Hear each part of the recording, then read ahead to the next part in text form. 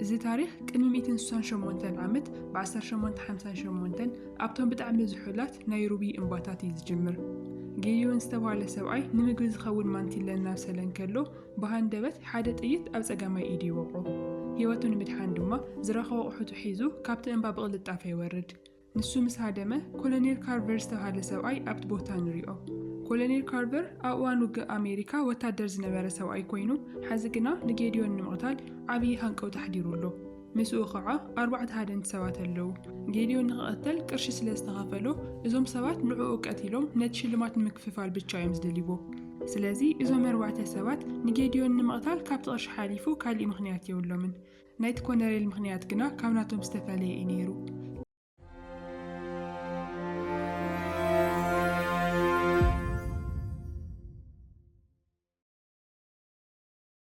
جيديون نيوت غادحن إن هذا من كله بهاندبت أو حدا زحير رواي ودق تروا وش تقعة كداونتو بتعمل سلاز درقي بورنا تساقي نغموت نشتاي تاريفوانيرو نازيلو خعة كاب تروا مسواتة كداونتو نمنقاز حاوية ندد عبد ساعة تقعة نتاب ساقامي ماقارو تشكعي زنباراتيت بعلو خوص أولوو نازي خعة بتعم خبيت سغايز فترالو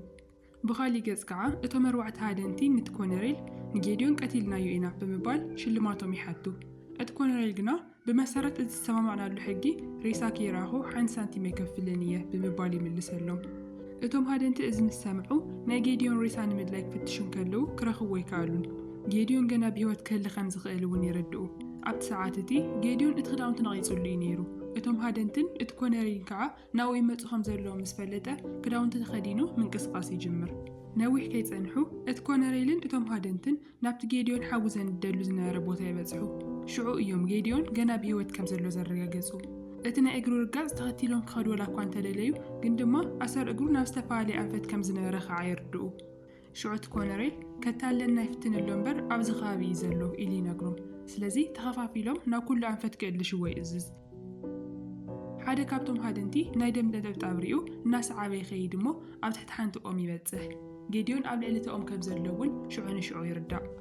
لتعداني نلعل قاحيلو خطمتن كلو جيديون نبلع الخوينو كارا وربيرو يغسلو بزح كذا خيط فاون كابل علي وردمو يقتلو بدحرزي اتساوي حيزو وزنبر أزوار وسيدو كابت بوتا يسور اتكون لي إصغر انكلو مستوى مسترفو 3 سبات كوينو جيديون أزيو حدا جنيا كم زخواني يتنققو جيديون زرعي ساب يغسلو انبر أي قتلون مغنياتو أنا بعلي بيدا يقتلو يزدلي إلوون قلت يقورلو جيديون دما كابت جاكانا قوي وزيو أو حدا فرس اللو غزا يبزح نايز غزا بعلوانا أبراهام استوى لسوعيو كاو جيديون نتفرس كسار قوختن انكلو نا أبراهام قالو بتأمن جاقيرا تفارحومو دو تبلو إيدو تواقيو كم زلو مسرايات كنا أحزينوا أحواتا تسويعا ناوشت غزا تأتوو دحار أبراهام مسمته جيديون بزح جنزب لني نايز فرس ترايشت ألي أنا بزح أرشخ بكاية يولو أبراهام جنا بخبير كوسيل كاسل زلخا نلوم مشت أبز حدر صح نقوط كيديخا إلي من لسلو جيديون بساعات كلمة مرت سلزي نورو إشي لي سماما نسو سلزولو بتشازي كونس أتزنور حمامو نخيدون سفقدلو ينمرن نصبحيتو نقو كونريلن سلسة عادنتن نابت جزاي ماتو اتكونريل ناونا إبراهام جزااتيو جيديون أو كم زنارون سلز بلده أويلو إلي حاتو قالوا إبراهام فرسنا سريقو يهاديمو بمبالت ملس اتكونريل تحسو جمزلا تردي ويو اتحق من تانك توصخعة دقاقي مولا كوانتا فارحة نساقناك على يكأيرتن دحارون بجمد أسيرو ندقنا فارحة قندما ناتو مفر راحت أو آمن ملوت إنورن أمو الداتا اتكونريل نتو ساب قدو ونسلا زيدالي منهم قدات كيف سحلهم قديفو وميخيد بخالي قزكعة جيديون بفرسو ناتو عزان كالو أبناي فرس متحاز جمد قال نقر كمزلو يسمعو شعوكا فرس واريدو انتاي كم زغانا كريون كالو ناورهم قالو بمستير زحابة ادلو مقبين يرو بتعمت أميبو من سلاز نبرة نابل عن كالو إذا كادلو نزدلو سوات من يوم إلو يحسب اتي مقبالي عمس وداخعة نايزوم سوات من نتن مفلات إلو أحد بو تحاوية ندد اتتكي ناول على المسواتة اتكون ريل جيديون أو كم زلو يستوعلمو مساعوتو نابت بوتا يمتزق عبد ساعات جيديون برحو كوينو من نتو من مفلاتي كاتلو ملو قندما كاد اليوم كعيكالن حزون من يوم زي الحتو نامرو إما لسلو سألمات مسكونة اتكونريل مستم سلسة هادنتي عبدغات حاو كوفي بل جيديون كي رايون كلو اتكونريل قديمي رخومو بدحريت شوقت كيري فارحو جيديون جناب زحيدن قزن ተረጋጊዑ መኒኻ ኢሊ ሓቶ እቲ ኮነሬል ድማ ሴሪፊን ፎልስ ኢሊ ይምልሰሉ ጌዲዮን እዚ ምስ ሰምዐ ብጣዕሚ ይድንግጽ እሞ ስለዚ ንስኻ ኮነሬል ካርቨር ኢኻ ማለት ድዩ ይብሎ እቲ ኮነሬል እውን እወ ኢሊ ይምልስ ይኹን እምበር ጌዲዮን ነቲ ኮነሬል ብጥበብ ታሊሉ ናብቲ ጸልማት ይሃድም ይኹን እምበር ካብቲ ኮነሬል ወላ እኳ እንተምለጠ ሴሪፊን ፎልስ ዝብል ስም ካብ ሰምዕ ጀሚሩ ግና ውሽጡ ብጣዕሚ ይርበሽ እቶም ናይ ሕሉፍ ጌጋታቱ ሕዝውን ከም ዘይሓደግዎ ይስምዖ ኣብቲ ሰዓት እቲ ኣብ መንገዲ እንከሎ ሓደ ድቢ በትናቱ መጻወድያ ተታሒዙ ክመውት እንከሎ ይርኢ ነቲ መጻወድያ ካብቲ ድቢ ክዓውፅኦ እሞ ኣብቲ ዝነበሮ ቦታ ይቐምጦ ብድሕሪ እዚ እቲ ኮነሬልን እቶም ሰለስተ ሃደንትን ናብኡ ምስ በጽሑ ሓደ ካብቶም ሃደንቲ ብሃንደበት ነቲ መጻወድያ ይረግጾ እቲ መጻወድያ ብፍጥነት ስለ ዝሓዞ እቲ ሰብኣይ ኣብኡ ኮይኑ ብስቃይ እናተጠምጠመ እዩ ነይሩ ሽዑ እቲ ኮነሬል እቲ ሰብኣይ ክድሕን ከም ዘይኽእል ስለ ዝፈለጠ ካብ ስቃይ እውን ንኽዕርፎ ኢሉ ተኲሱ ይቐትሎ ምስቶም ዝተረፉ ክልተ ሃደንቲ ከዓ ጉዕዞ ይቕጽል ኣብቲ መንገዲ እንከለው ጌዲዮን መን ከም ዝኾነ ክነግሮም እውን ይጅምር ጌዲዮን ብጣዕሚ ተንኮለኛ ሰብ ከም ዝኾነ ይነግሮም ንቑሓት ክኾኑ እኳ እንተኣዘዞም እቶም ክልተ ዝተረፉ ሃደንቲ ግና ኣዝዮም ስለ ዝሰንበዱ ካብዚ ንላዕሊ ምስኻ ክንቅጽለ ይንኽእልን ኢና ይብልዎ ናይቲ ኮነሬል መልሲ ክትምለሱ ትኽእሉ ኢኹም ግን ድማ እቶም ዘለቃሕኹም ፈረሳት ናተይ ስለ ዝኾኑ ኣብዚ ትሓድግዎም ኣለኩም ይብሎም ፍርሒ ከይስምዖም እናተማጎተ እንከሎ እቶም ክልተ ብጾትኩም ዝተቐተሉ እኮ ጥንቃቐ ስለ ዘይነበሮም እዩ ኢሉ ይነግሮም ንጌዲዮን ግና ክሕዝዎ ከም ዝኽእሉ ሕዚ እውን የተባብዖም ኣብ መወዳእታ እቶም ሃደንቲ ቁሩብ ድሕሪ ምሕሳብ ነቶም ዝሞቱ ብጾትና ክወሃብ ዝነበረ ቅርሺ ንዓና ትበና እንድሕር ኮንካ ምስኻ ክንቅጽል ኢና ይብልዎ እቲ ኮነሬል እውን ምስ ናቶም ሓሳብ ተስማዕሚዑ ሰለስቲኦም ንጌዲዮን ንምሓዝ ጉዕዞኦም ይቕጽሉ በቲ ካሊእ ገጽ ከዓ ጌዲዮን ናብ ከተማ ገጹ ይጓዓዝ ኣሎ ከተማ እንተኣትዩ ክሕዝዎ ከም ዘይኽእሉ ይፈልጥ እዩ ብሃንደበት ግና ሰለስተ ሰባት ብፈረስ እናመጹ ይርኢ እዞም ሰባት ካብ ፖሊስ ዝሃድሙ ዘለው ሰለስተ ገበነኛታት ምዃኖም ሽዑ ንሽዑ ይተረዲእዎ ካብኡ ጌዲዮን ክሓልፎም ወላ እኳ እንተፈተነ ንሶም ግና ብቕድሚት ደው ኢሎም ይዓግትዎ ሓደ ካብኣቶም እውን ንጌዲዮን የለልዮ እሞ መን ምዃኑ ንዕረኽቱ ክነግሮም ይጅምር ጌዲዮን ኣብቲ ናይ ኣሜሪካ ናይ ሕድሕድ ውግእ ግዜ ወታደር ከም ዝነበረን ክልቲኦም ደቁ ከዓ ብሓደ ግዜ ከም ዝሰኣነን ይነግሮም ካብኡ ድሕሪ ናይ ደቁ ሞት ጌዲዮን ኣብ ሓደ መዓልቲ ልዕሊ 100 ሰባት ከም ዝቐተለን ብጣዕሚ ሓደገኛን ከም ዝኾነ ይገልጽ ጌዲዮን ሕዚ ስለ ዝረአየና ንፖሊስ ክናገር እዩ ስለዚ ንሕና ቀዲምና ንቀትሎ ኣለና እውን ይብል እቶም ካልኦት ክልተ ብጾቱ ምስ ጌዲዮን ክተሓሓዙ ይደልዩ ነይሮም እቲ ሰብኣይ ግና ብድሕሪት ኮይኑ ሽጉጥ የልዕል እሞ ጌዲዮን ብፍጥነት ንድሕሪት ተመሊሱ ካራ ብምሽንዳው ሽዑን ሽዑ ይቐትሎ ናይቲ ሰብኣይ ፈረስ ወሲዱ እውን ካብቲ ቦታ ይርሕቕ እቲ ኮነሬል ናብቲ ዝነበርዎ ቦታ ምስ በጽሐ ናይ ሰለስተ ፍራስ ኣሰር ይርኢ እቶም ክልተ ፍራስ ንሓደ ኣንፈት እቲ ሓደ ፈረስ ግና ንበይኑ ናብ ካልእ ኣንፈት ከም ዝኸዱ እውን የስተውዕል እዚ ማለት እቲ ናብ ሓደ ኣንፈት በይኑ ዝኸደ ፈረስ ጌዲዮን ሒዝዎ ዝኸደ ከም ዝኾነ ይርዳእ ናቱ ኣሰር ተኸቲሉ እውን ጉዕዞ ይጅምር እሞ ንእሽተይ ምስ ከደ ሬሳ ናይቲ ጌዲዮን ዝቐተሎ ገበነኛ ይረክብ ጌዲዮን ቀቲሉ ፈረስ ወሲዱ ከም ዝኸደ እውን ይርዳእ ሓደ ካብቶም ሃደንቲ ነቲ ዝሞተ ገበነኛ ምስ ረኣዮ እዚ ሰብኣይ ዝኮ ብመንግስቲ ዝእለሽ ገበነኛ እዩ ንዕኡ ሒዘ ናብ ከተማ እንድሕር ዳ ከይደ ዓብዪ ሽልማት ክረክብ እየ ኢሉ ይሓስብ ድሕሪ እዚ ጌዲዮን ብጣዕሚ ሓደገኛ ስለ ዝኾነ ምስኡ ምስ ዓበየ ድልዮን ነቲ ሬሳ ሒዙ ብቻ ናብ ከተማ ክኸይድ ይውስን ከምኡ ገይሩ ከዓ እቲ ጌዲዮን ቀቲሉ ክረኽቦ ዝነበረ ቅርሺ ነቲ ገበነኛ መሊሱ ካብ ፖላዊስ ክረኽቦ ይሓስብ ሽዑ እቲ ሃዳኒ ነቲ ሬሳ ኣብ ማእገሩ ይሓዝሎ ልክዕ ኣብታ ሰዓት እያ እቲ ኮነሬል ነቲ ፈረስ ብጥይቱ ይትኩሰሉ እሞ እቲ ፈረስ ናተይ ነይሩ ይብሎ ሕዚ ግና ነቲ ሬሳ ኣብ ማእገርካ ተሸኪምካ ከምኡ ጌርካ ከተማ ትከይድ ትኽእል ኢኻ ብምባል ብእግሩ ንክከይድ የገድሉ እዚ ከዓ ዳርጋ ዘይከኣል እዩ ነይሩ በቲ ካልእ ወገን ድማ ጌዲዮን ብፅምእን ጥሜትን እናተሳቀየ ጉዕዞ ይቕጽል ኣብ ናይ ሓደ ባቡር መንገዲ ዝሰርሐሉ ቦታ እውን ይረክብ እሞ ንፈረሱ ኣብ ሓደ ቦታ ሓዲጉ ምግቢ ንምድላይ ይኸይድ እቶም ሰራሕኛታት ግና ሽዑ ንሽዑ ምስ ረኣይዎ እቲ ፈረስ ተሰሪቑ ዝመፀ ከም ዝኾነ የለልይዎ ንጌዲዮን እውን ሰሪቑ ኢሎም ኣብ ውሽጢ ሓደ ዳስ ይኣስርዎ ድሕሪ ዝተወሰነ ግዜ እቲ ኮነሬል ምስቲ ሓደ ብሂወት ዝተረፈ ሃዳኒ ናብቲ ቦታ ይበጽሕ እቶም ሰባት ድማ ሓደ ፈረስ ሰረቐ ሰብ ሒዞም ከም ዘለዉ ምስ ሰምዐ ጌዲዮን ምዃኑ ሽዑ ንሽዑ ይፈልጥ ግን ድማ ናብቲ ኣሲሩሉ ዝነበረ ዳስ ክኣቱ እንከሎ ጌዲዮን ቀዲምዎ ብኻሊእ ፈረስ ገይሩ ከም ዝሃደመ ይርኢ ግን ከዓ ካብ ዘምልጥ ብዙሕ ከም ዘይገበረ እውን ተረዲእዎም ኣሎ ሕዚ ንከርክብዎ ኢሎም ኮነሬልን እቲ ሓደ ሃዳንን ደድሕሪኡ ይኸዱ ጌዲዮን ከዓ ነቲ ፈረስ ከይዕረፈ ስለ ዝጋለዎ እቲ ፈረስ ተዳኺሙ ይወድቕ ናይ መወዳእታ ትንፋሱ እናተንፈሰ ከለውን ጌዲዮን ቀዲሙ ባዕሉ ይቐትሎ እቲ ኮነሬልን እቲ ሃዳንን ድማ ነዊሕ ከይጸንሑ ናብቲ ዝሞተ ፈረስ ይበጽሑ ካብኡ ተሃዳኒ ናብቲ ዝሞተ ፈረስ ክቐርብ እንከሎ ጌድዮን ብሃንደበት ካብ ውሽጢ ከብድት ፈረስ ቀሲሉ ይወፅእ እሞ ነቲ ሃዳኒ ብኻራ ይሕዞ። ለካንስቶም ዘይተረድኦም ነገር ኣብ ውሽጢ እቲ ከብዲ ተሓቢኡ ነይሩ። ጌድዮን ነቲ ኮነሬል ካብ ፈረሱ ንኽወርድ ይእዝዞ። ተዘይኮይኑ ግና ነቲ ሃዳኒ ከም ዝቐትሎ እውን የፈራርሖ። እቲ ኮነሬል ድማ ቀሲሉ ካብ ፈረሱ ይወርድ።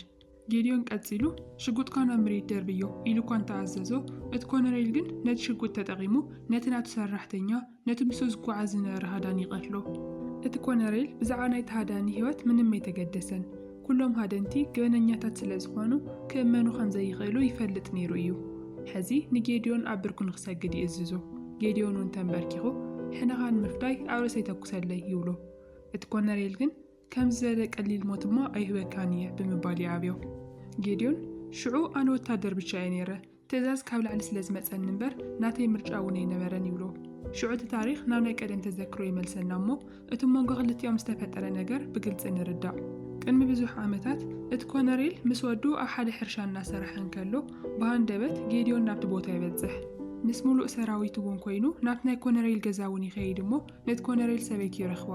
ጌድዮን እቲ ኮነሬል ወይ ከም ዘሎ ይሓታ፣ ንሳ ግና ሓንቲ ቃል ክትዛረብ እኳ ኣይደለየትን። ድሕሪኡ ወታደራት ናይ ጌድዮን ነቲ ገዛ ይፍትሽዎ። እቲ ኮነሬል ኣብ ውሽጢ ይነበረን። ኣብቲ ገዛ ሓደ ካብ ዝውልድ ኣዋርሕ ብቻ ዝገበረ ህፃን ቆልዓ ኣሎ። ግን ድማ እቶም ወታደራት እናረእይዎ ንጌድዮን ኣይነገርዎን። ሕዚ ጌድዮን ዝፈልጥ ኣብ ውሽጢ እቲ ገዛ ማንም ሰብ ከም ዘየሎ እዩ። ሽዑ ንሽዑ ነቲ ገዛ ብሓዊ የንድድዎ። ልክዕ ኣብታ ሰዓትሳ እቲ ኮነሬል ናብ ጉየ ይመፅእ። ናይ ጌድዮን ወታደራት ድማ ዓጊቶም ይሕዝዎ እሞ ጌድዮን ባዕሉ እቲ ውግእ ተወዲ እዩ፣ ንስኻ ግና ካብኻ ዝደልዩኻ ዘለዎ ብፆትካ ትሕባ ኣለኻ። እዚ ማለት ኣብቲ እዋን ውግእ ዝኣከብካዮ ኣፅዋር ኣለካ እዩ ማለት እዩ። ኩሉ እቲ ኣፅዋር ክትህበኒ ይደሊ እየ ይብሎ። እቲ ኮነሬል እናደጋገመ ምንም ዓይነት ኣፅዋር ከም ዘይብሉ ይገልጽ። ኣብቲ ሰዓት እቲ እታ ሰበይቲ ኮነሬል እቲ ሓዊ ካብ ቁፅፅር ወፃኢ ኮይኑ ክትሪኦም ከላ ብጣዕሚ ትድንግፅ። እቲ ዝተወሰነ ዋርሕ ብቻ ዝዕድሚኡ ወዳ ኣብ ውሽጢ እዩ ዘሎ። ንወዳ ንምድሓን ኢላ ከዓ ናብቲ ሓውና ነደደ ዝነበረ ገዛ ናብ ጉየ ይተኣቲ። እቲ ዕብይ ዝበለ ንኮነሬል ወዱ እውን ደድሕሪ ድዮ ይኣቲ። ሰበይቲ ኮነሬል ናብቲ ህፃን ዘለዎ ላዕለዋይ ደርቢ ወላ እኳ እንተበፅሐት እቲ ሓዊ ግና ብጣዕሚ ስለ ዝበረኸ ካብቲ ገዛ ተመሊሳ ትወፅእ ይከኣለትን። ሽዑ እቲ ኮነሬልን ጌድዮንን ኣብ ደገ ኮይኖም ሰበይቲ ኮነሬልን ክልቲኦም ደቆም ክሞቱ ከለዉ ብዓይኖም ይርዩ። እዚ ንጌድዮን ብጣዕሚ ይሰባብሮ። ነቲ ውሽጢ ሰብ የለን ኢሉ ዝነገሩ ወታደር እውን ሒዙ የንቀጥቅጦ። ንምንታይ ሰብ የለን ኢልካኒ ኢሉ እውን ክሓቶ እንከሎ እቲ ወታደር ድማ እዞም ሰባት እዚኦም ክነብሩ ይግብኦምን እዩ ብምባል ይምልሰሉ። ጌድዮን ሽዑ ንሽዑ ጠመንጅውን ማዓርጉን ደርቢው ካብቲ ቦታ ይወፅእ። ካብታ ሰዓት እያ ጀሚሩ ከዓ ወታደር ምዃን ይቋርፅ። ነቲ ኮነሬል ቀፅዖ ሓሲብ ወላ እኳ እንተነበረ ግን ድማ ብሰበይቱን ብደቁን ቤተሰቡን ክኾኑ ኢሉ ግን ፈፂሙ ይተመነየን ነይሩ። ብድሕሪ እዚ እቲ ታሪክ ናብ ትሕዝ ዘሎ ኩነታት ይመልሰና። ጌድዮን ዘንጊዑ ነቲ ኮነሬል ይጥቅዖ። ካሮ ውፅኡ እውን ሙሉእ ብሙሉእ ይስዕሮ፣ ግን ድማ ይቀተሉን። ካብዚ ንእሽተይ ርሒቕካ ሓንቲ ከተማ ኣላ፣ ናብ ኣኺድ እሞ ዝተረፈ ህይወትካ ኣብኡ ኣሕልፎ ይብሎ። ድሕሪኡ ሽጉጡን ክልቲኦም መፍራሱን ሒዙ ካብቲ ቦታ የርሕቕ። እቲ ኮነሬል ድማ ምንም ዘይብሉ ኣብ ማእኸል እቲ በረኻ በይኑ ይተርፍ። እቲ ኮነሬል ብሰንኪ ጌድዮን ሙሉእ ስድርኡ ሲኢኑ እዩ። ኩሎም ኣባላት ስድራኡ ስለ ዝሞቱ ከዓ ዝተረፈ ናይ ህይወት ዓላማ የብሉን። ብህይወት ንኽፀንሕ እውን ምንም ምክንያት ኣይረኸበን። ስለዚ እንደገና ንጌድዮን ካድኑ ይጅምር። ኣብቲ ሰዓት እቲ ጌድዮን ምስ ክልቲኦም መፍራሱ ማይ ናብ ዘለዎ ቦታ ይበፅሕ። ካብ ፈረስ ወሪዱ ካብቲ ማይ ክሰቲ ወላ እኳ እንተሞከረ ኣብኡ ዝነበረ ሓደ ሰብኣይ ግና ኣብዚ እኮ ምንም ነገር ብነፃ የለን ይብሎ። ሓንቲ ፈረስ እንድሕሪብካኒ ካብቲ ማይ ክትሰቲ ኢኻ ኢሉ እውን ይነግሮ። ሽዕ ጌድዮን ካብቲ ማይ ሰትዩ ሓደ ፈረስ ይህቦ ይሓልፍ። ብዙሕ ከይደንጉ እቲ ኮነሬል እውን ናብቲ ቦታ ይበፅሕ እሞ ነቲ ሰብኣይ ብቅርሺ ከፊሉ ማይ ይሰቲ። እንደገና ካሊእ ቅርሺ ከፊሉ ነቲ ጌድዮን ሓዲግዎ ዝኸደ ፈረስ ይገዝኡ። በቲ ፈረሱ ገይሩ ከዓ ጉዕዙ ይቕፅል። ጌድዮን እቲ ኮነሬል ደድሕሪኡ ከም ዘሎ ይፈልጥ እዩ። ካብኡ ብሃንደበት ሓንቲ ጌድዮን ኣብ ምንታይ ዓይነት ኩነታት ከም ዘሎ ትፈልጥ ሰበይቲ ናብቲ ምርኢት ትመፅእ። ሓንቲ ጥርሙዝ መስተ ውፅያ ነዚ ፈረስካ እንድሕሪብካኒ ኣነ እዚ ፈሳሲ ክህበካ እየ ትብሎ። ጌድዮን እውን ክስማዕማዕ ክብል ግን ድማ እቲ ኮነሬል ገና ደድሕሪኡ ከም ዘሎ ይርኢ። እታ ሰበይቲ ድማ ክልቲኦም ክቃተሉ ዝደላለዩ ሰባት ከም ዝኾኑ ትግንዘብ እሞ ንጌድዮን ሓንቲ ጥይት ትህቦ። እቲ ኮነሬል ግና ብጣዕሚ ተዳኺሙ እውን ስለ ዝነበረ ካብ ፈረስ ይወድቕ። ፈረሱ ድማ ንዕኡ ገዲፍዎ ይኸይድ። ድሕሪኡ እታ ንጌድዮን ጥይት ዝሃበቶ ሰበይቲ ናብቲ ኮነሬል ትመፅእ። እቲ ኮነሬል ማይ ኣለዎ እዩ። ንሳ ድማ نتماين تيوكاني حن شقوط كهكاية تولو اتكونريل بتوعل تسماميعو نتشقوط وسيدو نتماي يهبا بتعم تلاخي مولا كوانتا نوره جن حزون نجيديون مقويا يغزل جيديون جنا كابزن لعنخ قعزي كالن اتكونريل كتوكسلو قدم مفتانو جيديون كقدمو بيتكواس يغسلو دحريو ناب كونريل كاريو اتشقوط يلعلو جن دما بتقد معامتات زفتصمو جيجا نايت كونريل سدرابيت كلهم كبزموت سلازفلد حزق قتلو يدلين او كندو اتشقوط نايت كونريل هيو قتلن مو حين خاف دايولو اتكونريل جناي قتلون نتشقوط اندغنا يدربيو هذه كلتيوم كقاتلو خمسة يدليو አረጋግጽና لنا بدحرزي جيديون نت كونريل ستمايه ومو نغتساون يحجزو كاو كلتيوم ببزمرصو استفعالي انفت قعزوم يغزلو እዚ ማለት ድማ ክልቲኦም ነቲ ዘጋጠሞም ዕድልን ጽሕፈትን ተቐቢሎም ኣለዉ ማለት እዩ እቲ ኮነሬል ድማ መወዳታ እቲ ልዕሊ ስድርኡ ዝወረደ ሓደጋ ሙሉእ ብሙሉእ ናይ ጌድዮን ጥፋት ከም ዘይነበረን በጋጣሚ ዝመጽ ሓደጋ እውን ከም ዝኾነ ተረዲዩሉ በዚ እናርአየና ከዓ እቲ ፊልም ይውዳእ እዚ ቪድዮ ክሳብ መወዳታ ስለዝተኸታተልኩምኒ ይቀኒየለይ ነቲ ቪድዮ እንድሕር ፈቲኹሞ ላይክ ገበሩሞ ከምቲ ልሙድ ከዓ ጽቡቕ ርእይቶ ኣብ ኮሜንት ሴክሽን ጽሓፉልና ንመጀመርያ ግዜ ናብ ቻናልና መጺኹም እዚ ቪድዮ ትርእይዎ እንድሕር ሃሊኹም ከዓ ካልኦት ከምዚኦም ዝበሉ ሓደሽቲ ትርጉማት ንምርኣይ ቻናልና ሰብስክራይብ ገበሩ ኢኹም ይቀኒየለይ